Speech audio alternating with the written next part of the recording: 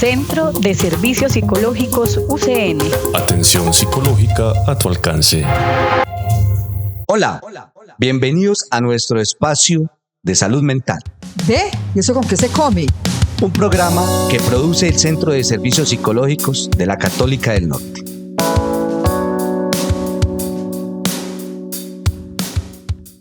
Hola, bienvenidos a nuestro programa Salud Mental. ¿Eso con qué se come? Un espacio que produce la Católica del Norte a través del Centro de Servicios Psicológicos. El día de hoy vamos a hablar de un tema bastante importante, que es el duelo. Hablar del duelo es algo que es supremamente importante para nosotros. Entenderlo, comprenderlo y saber, sobre todo, cómo vivirlo. Para eso nos están acompañando el día de hoy dos personas conocedoras del tema. Y de entrada les doy las gracias por venir. Alison, muchas gracias por venir. Bienvenida. Muchas gracias, Carlos, por la invitación. María Camila, muchas gracias por asistir. Bienvenidos. Muchas gracias, Carlos, por la invitación. Bueno, entremos en materia.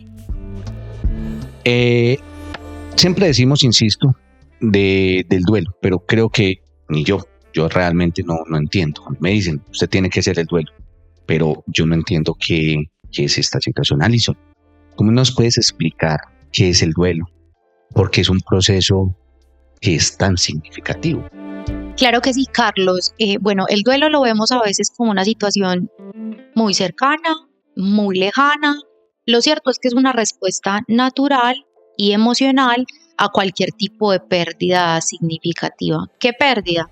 La pérdida de un ser querido, la pérdida de un trabajo, un divorcio o cualquier otro cambio importante en nuestras vidas, algo a lo que tengamos que renunciar y que tengamos que dejar de un lado para continuar. Es un proceso muy complejo, claro, involucra muchísimas emociones y puede afectarnos de diversas maneras.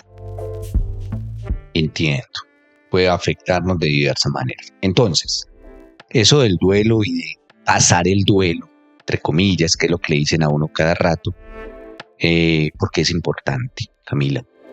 Mira, es importante porque esto permite a la persona procesar y adaptarse a esa pérdida, porque en ese momento no tiene como esa realidad específica de que ya esa persona no va a estar. Entonces hay que hacer un proceso de curación emocional y dentro del crecimiento personal que van ambas de la mano, por lo cual tenemos que enfrentarnos de acuerdo al momento de nuestra vida. Católica del Norte. Pioneros en salud mental virtual. De entrada me queda un mensaje que siempre en los ciclos en los que vamos a vivir, queramos o no queramos, el duelo va a estar presente. ¿Y cómo se pasa? ¿Cómo se puede hacer el duelo, Alice? Carlos, es súper particular porque, como lo mencionabas al iniciar, a uno siempre le dicen, haga el duelo. Parece como si hubiera un paso a paso, una receta, una lista de ingredientes para hacer el duelo. Y realmente no es así. Pero sí se habla de unas etapas del duelo como para transitarlo de una manera, digamos, sana y podernos adaptar a una vida aún después de la pérdida. Esas etapas que nombran son la negación, la ira, la negociación, la depresión y la aceptación. Pero es muy importante tener en cuenta que esas etapas pueden ser experimentadas de una manera muy distinta según la persona que haya padecido la pérdida y también dependiendo de la pérdida. Definitivamente no es lo mismo perder un ser querido, una mascota, o a perder, por ejemplo, un empleo o perder un objeto. Sí, bastante interesante y claro, y lógico. Bueno, y esa pregunta se la hago a las dos. Cuénteme más de eso que me vienen hablando, de las etapas, qué pasa en la vida de una persona, en esos duelos, en cada uno de esos tiempos, en esos procesos que viven ese duelo. Cuénteme las dos, Camila.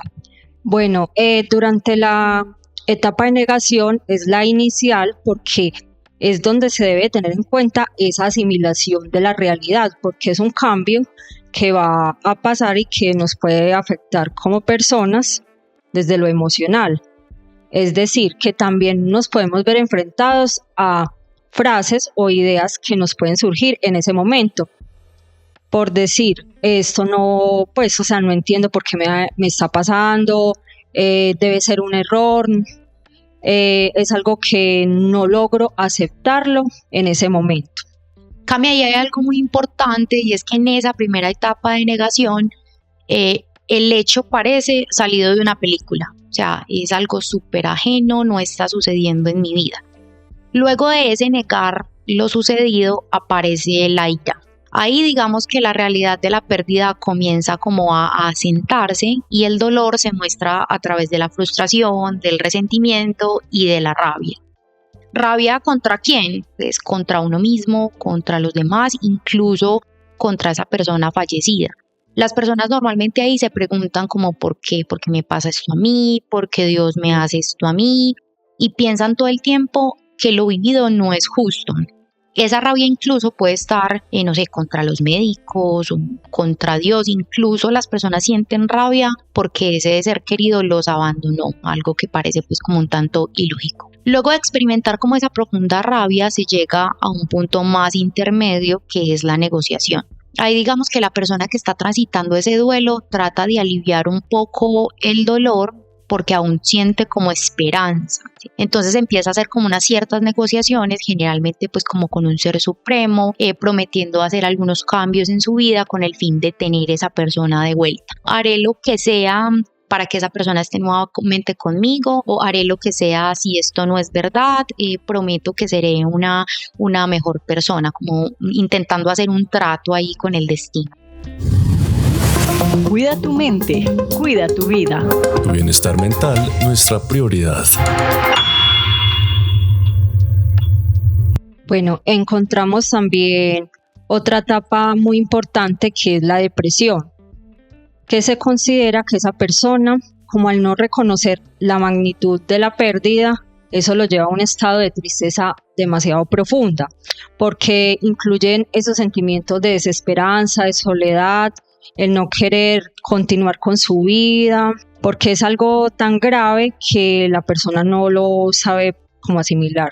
Eso también lleva a una reflexión, como lo es en la vida, porque no tiene como esa percepción de que ya ese ser querido no está ahí. Entonces, esa persona se siente muy abrumada, entonces está triste, llora frecuentemente y pierde ese interés por esas actividades que antes disfrutaba y que no ve con claridad esa concepción y no llega como a ese momento del final del túnel, entonces lo ve oscuro, algo como que no tiene salida.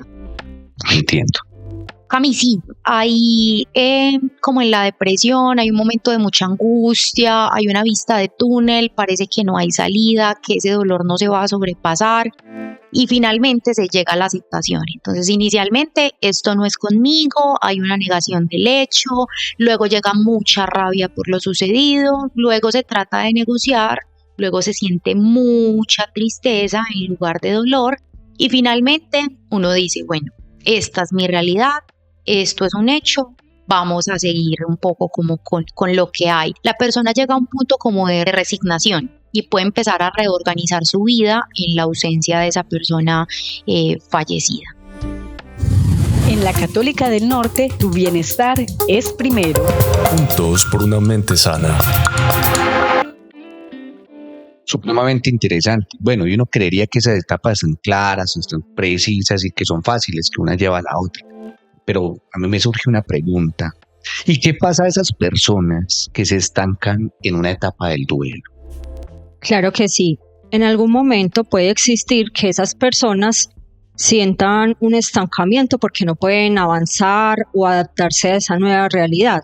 Entonces la idea en este caso es que si no logran salir de allí, puedan buscar un acompañamiento especial por parte del profesional para que al final pueda buscar esa aceptación que tanto necesita para que pueda tener un bienestar en su salud mental.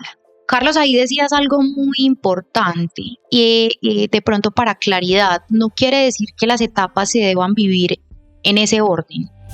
Aunque no primero niego, después siento rabia y culpa, después no necesariamente. Puede ser un asunto de ir y venir, entonces estoy deprimida, lo niego, siento rabia.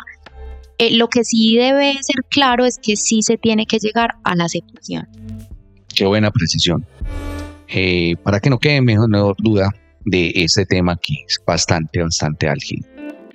Y precisamente, Alison, ¿cómo podemos ayudar entonces a quienes están atravesando un proceso de duelo?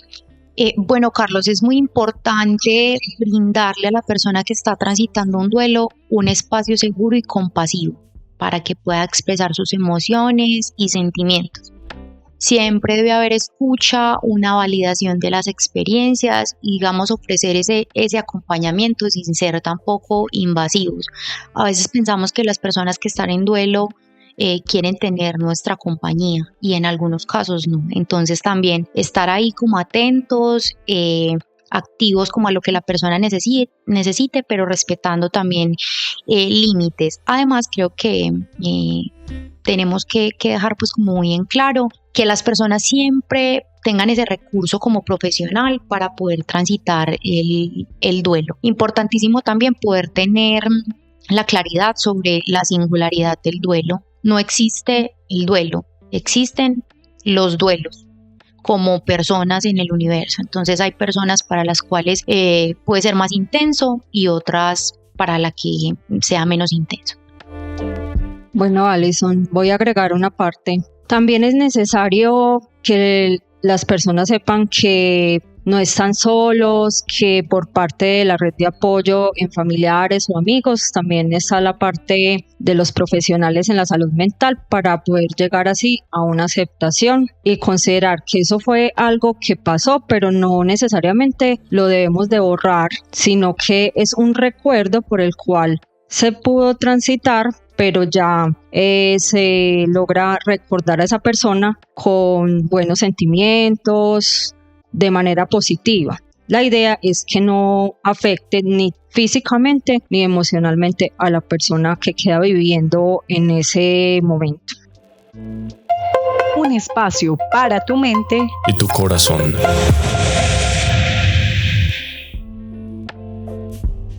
Muchas gracias. Lo que nos tiene que quedar claros a nuestros oyentes es que el duelo lo vamos a tener que vivir, queramos o no.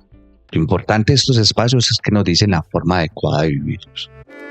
Alison, yo quiero que nos regales una conclusión, una reflexión para cerrar nuestro programa. Carlos, creo que lo más importante que nos debemos llevar es que el duelo es un proceso completamente natural y aunque definitivamente es doloroso, pues es una oportunidad de crecer y encontrar una nueva perspectiva sobre la vida. Muy bien. Muchísimas gracias, Alison, por participar en nuestro programa. A ti, Carlos, por esta invitación tan bonita y a las personas que nos escucharon. María Camila, muchas gracias por participar en nuestro programa. Muchas gracias, Carlos, por la invitación y a los demás que nos están escuchando, que esperamos que sea de manera grata la información que le brindamos el día de hoy. Y a ustedes, amables oyentes, muchas gracias por estar ahí, siempre participando, siendo fiel a nosotros. Y recuerden que en la Católica del Norte somos pioneros en la atención psicológica de manera virtual. Y desde el Centro de Servicios Psicológicos estamos para su servicio. Chao.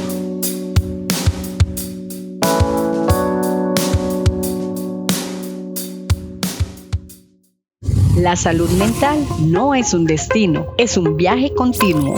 Sigue aprendiendo y creciendo con nosotros.